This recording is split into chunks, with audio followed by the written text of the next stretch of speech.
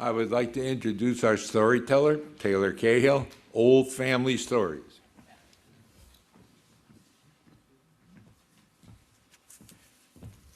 Hello, Old Guard, and Happy New Year. I'm going to kick off the new year with a look at the past. I had a discussion with a cousin recently. I asked her how her grandparents met. Her grandfather was a 6'3" Irishman. Her grandmother was a 5-foot-tall Italian, and it was 1910. So that wasn't a typical thing in those days. And she didn't have a clue. Nobody ever told her. And that made me think about the chance loss of these family stories that would be interesting to pass on.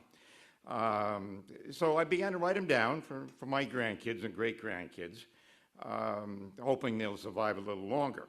And this isn't the stuff from Ancestry that's kind of pre-canned.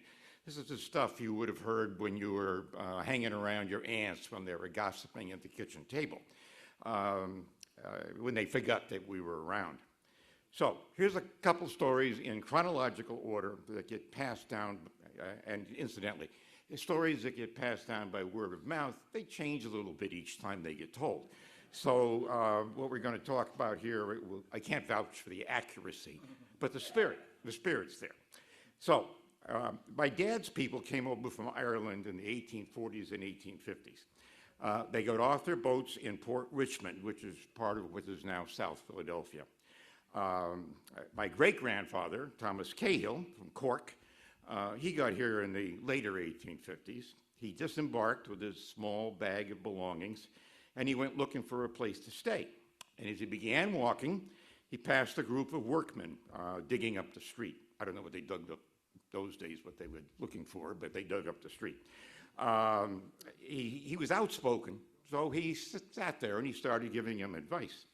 The foreman put up with this chatter for a while, and then he basically said, listen, you can either keep moving or you can pick up a shovel and start working. And so within an hour of his arrival in the new country, my great-grandfather had a job.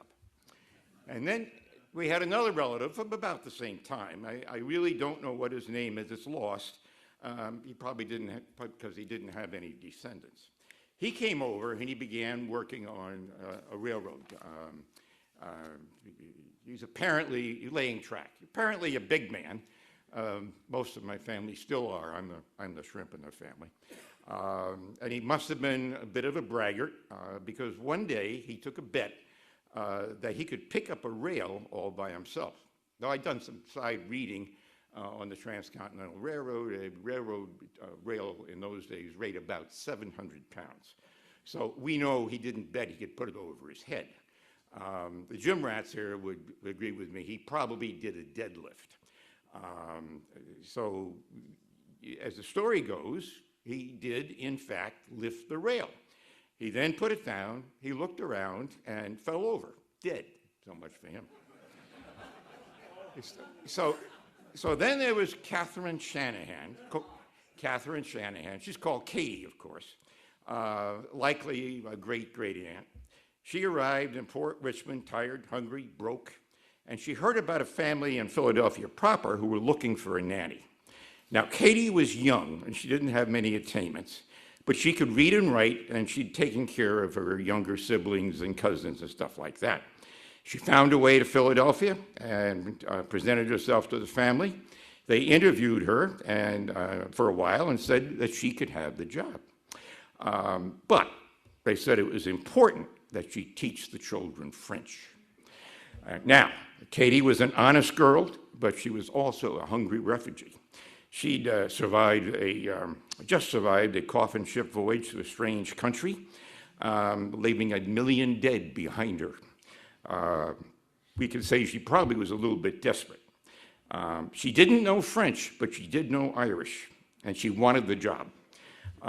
She crossed her fingers behind her back and said that French would be no problem. She was hired and proceeded to teach the kids Irish, what we call Gaelic. Several months went by, and the family had friends over for dinner. In the course of conversation, they bragged about how great the new nanny was and that the kids were learning French. The kids were asked to demonstrate, and they promptly began prattling away in Irish. Unfortunately, the guests knew French, and it was all over for poor Katie. But the story has a happy ending. After the tears and recriminations, it was decided that she was such a good nanny and the kids loved her so much that she could keep her job. And after that, the families always explained that the kids were learning Katie's French. So we got to move forward in time a little bit. We got down to my grandfather, Gerald John Cahill. He was born in 1872 and became a machinist at the Frankfurt Arsenal near Philadelphia. Later, he was promoted to a management position, and as part of his duties was one day leading a group of VIPs on a tour of the facilities. In the process of going from building to building, the group passed an older worker pushing a wheelbarrow. My grandfather stopped a minute or so to chat with the old fellow before moving on.